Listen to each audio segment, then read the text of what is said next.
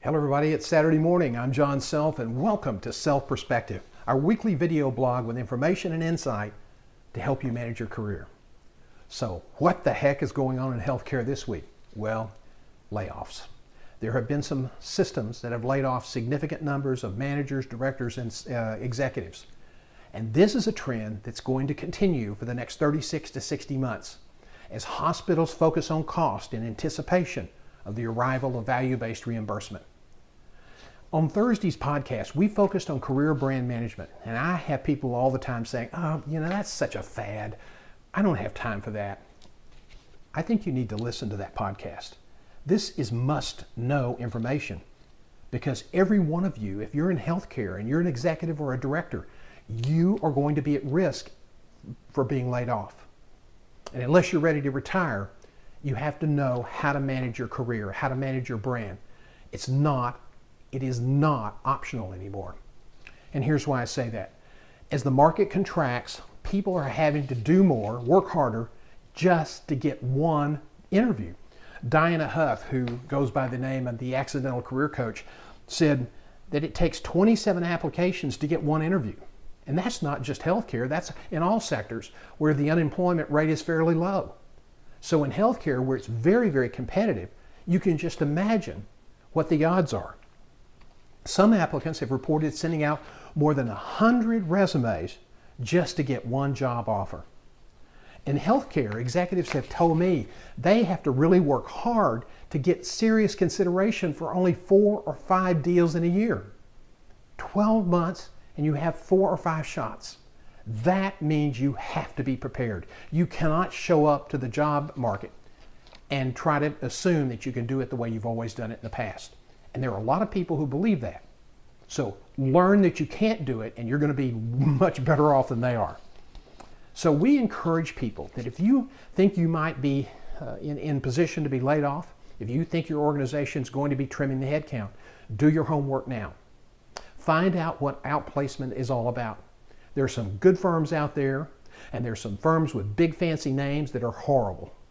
So find the people that can help you get ready. Not somebody with a pre-packaged deal that's not going to be customized to meet your needs.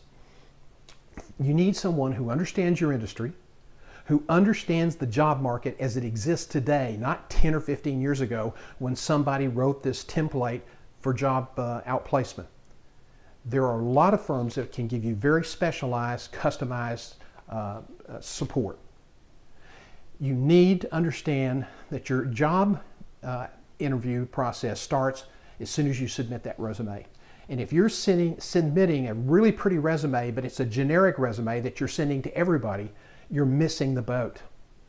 Most recruiters tell me they're looking for 10 or 12 specific levels of experience and records of accomplishment when they're now recruiting. They can afford to be picky because their clients are very demanding.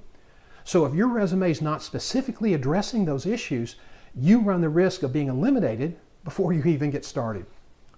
The second thing we note is that candidates show up and they've done a little research, they've read the prospectus or they've read some stuff online about the client, but they're really not prepared to communicate their value. One guy said, "Hey, my experience was right there in the resume. They should see it and hire me." That is so naive. You have to sell yourself now. You have to be prepared to connect your experience and your record of accomplishments with the client's needs. I talk about this all the time, and candidates are not adjusting. Why would you want to be like every other candidate? When there are 40 or 50 applicants for every CEO job, 40 to 50 to 1, those are terrible odds. So you have to be prepared. We've seen candidates who've done a good job, but then get to the resume management portion of the search and do a terrible job. You've got to understand how to manage your references. And clients are more particular today about what kind of people the candidates are using for references. These kind of generic people that cannot really speak specifically to your level of experience and accomplishment are not good references.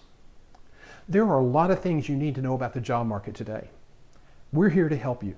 And you can reach me at asktherecruiter@johnself.com or career transitions at johngself.com. That's Ask the Recruiter at johngself.com or career transitions at johngself.com. You can be successful in this contracting job market, but you have to be prepared. I hope this information has been helpful. We'll see you next week.